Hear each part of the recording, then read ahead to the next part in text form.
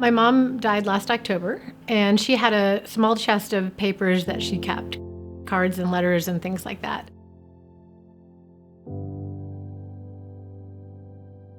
I didn't really want to open it right away because her death had been pretty bad.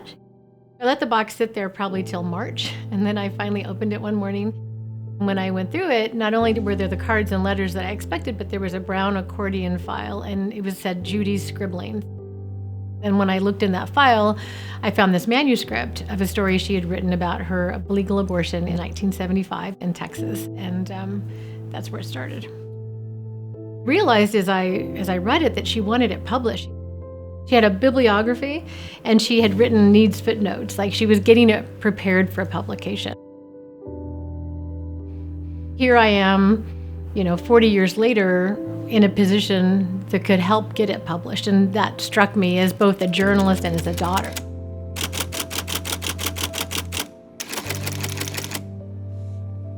Because of my experience, I've been extremely aware of articles concerning abortion published in newspapers and magazines, and of the different groups who argue pro and con on the subject. I never want to know that another woman has gone through the fear and the sadness that I went through.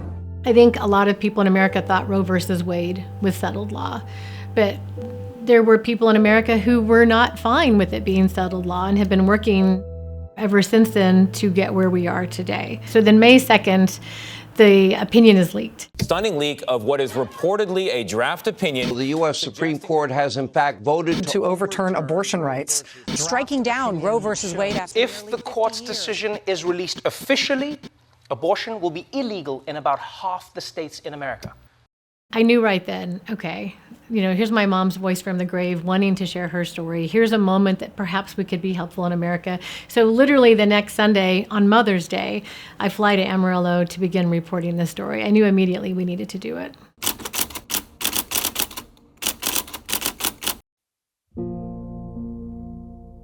I lived in Amarillo from about 5 to 13. I remember those early days were really tough. I always knew how poor we were. I always knew how little money we had in the bank, how little food we had.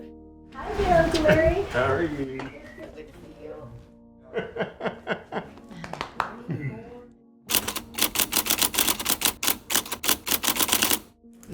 Okay, there's your mom.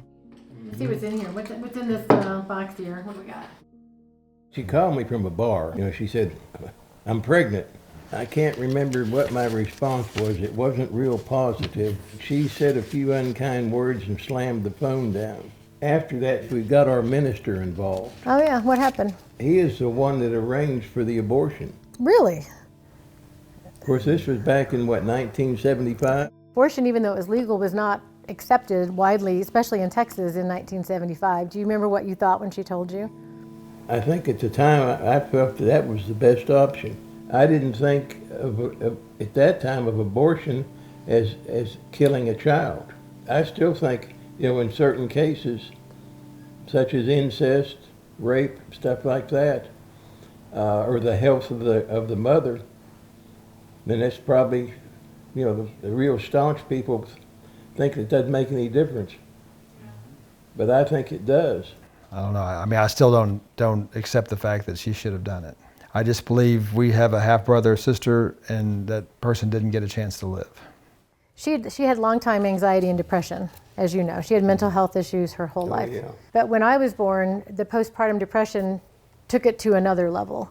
It almost literally killed her the last time she had a child. It's do you think about that in her decision, that the health of the mother, could she have even mentally, her mental health survived a pregnancy? I don't think it would have killed or anything like that. I don't believe that. I think she could have put the baby up for adoption. Maybe she couldn't have raised the baby, but I think she could have gone through with it. And Mom did have a lot of problems.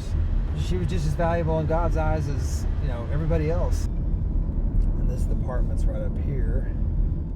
A bunch of them. Oh yeah, it's pretty good size. I think she was overwhelmed a lot, trying to raise 3 kids on her own, and she never did leave us. So that's, from that perspective, she just did the best she could in taking care of us. I think if she had had her perfect world, she could have had that baby. She loved babies, she loved animals. And I think she did what she thought she had to do, but I think partly writing that maybe it was a little bit therapeutic for her. That's what I took away, is that she was trying to explain to others and perhaps herself why she made the decision she did.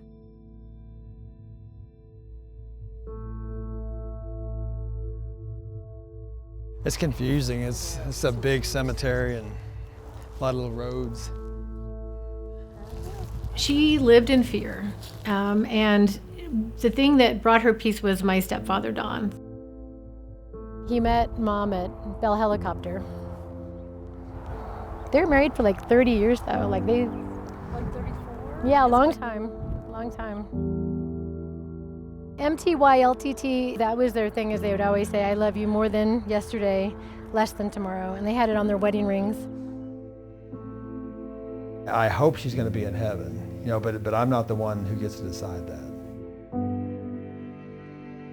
She was a tortured person, so when I saw them with both their names on the headstone, that's what she wanted. She wanted to be with him, and in the end, when I was with her at her bedside, when she was dying, she just said, I want to be with my husband, I want to be with Don, I want to see Don again. I do have comfort in the fact that I'm going to see that half-brother or sister again one day.